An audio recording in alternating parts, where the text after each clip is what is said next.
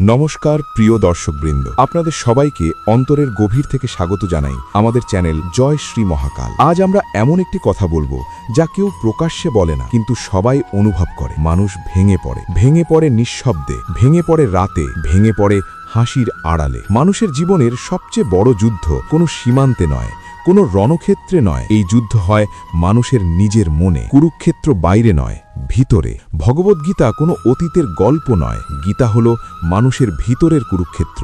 অর্জুন যুদ্ধক্ষেত্রে দাঁড়িয়ে কাঁপছিল, তার হাত থেকে ধনুক পড়ে যাচ্ছিল। সে বলেছিল, আমি পারবো না। এই কথাটা শুধু অর্জুন বলেনি, আজ একজন ছাত্র বলে, আমি পারবো না। একজন কর্মী বলে, আমি আর পারছি না। একজন বাবা বলে, আমি ভেঙে পড়েছি। সবাই অর্জুন।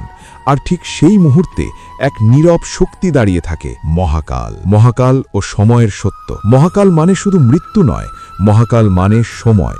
সময় সবকিছু ভেঙে দেয়।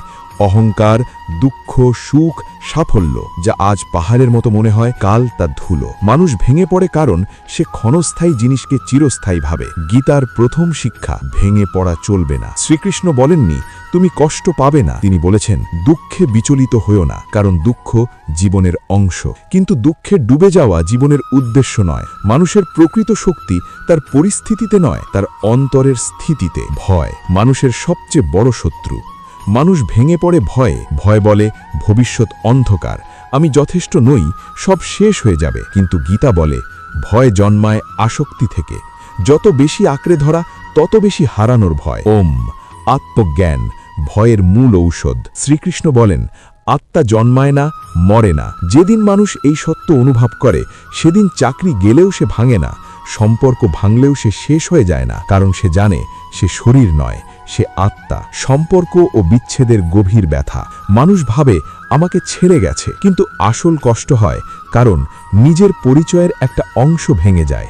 গীতা বলে, আসক্তি কষ্টের মূল। ভালোবাসা সুন্দর, কিন্তু আঁকড়ে ধরা বিষ। অনাসক্তি মানে কি? অনাসক্তি মানে ভালোবাসা ছেড়ে দেওয়া নয়। অনাসক্তি মানে ভালোবাসবে কিন্তু নিজেকে হারাবে না।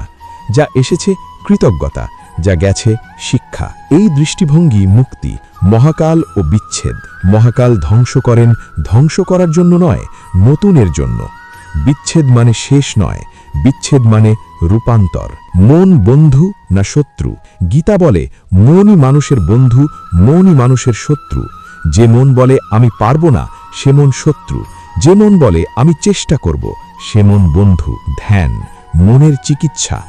ধ্যান মানে চোখ বন্ধ করা নয়, ধ্যান মানে নিজের ভিতরে তাকানো। চিন্তাকে দেখা, কিন্তু চিন্তার সঙ্গে ভেসে না যাওয়া। আপনি আকাশ, চিন্তাগুলো মেঘ। স্থিতপ্রজ্ঞ মানুষের সর্বোচ্চ অবস্থা।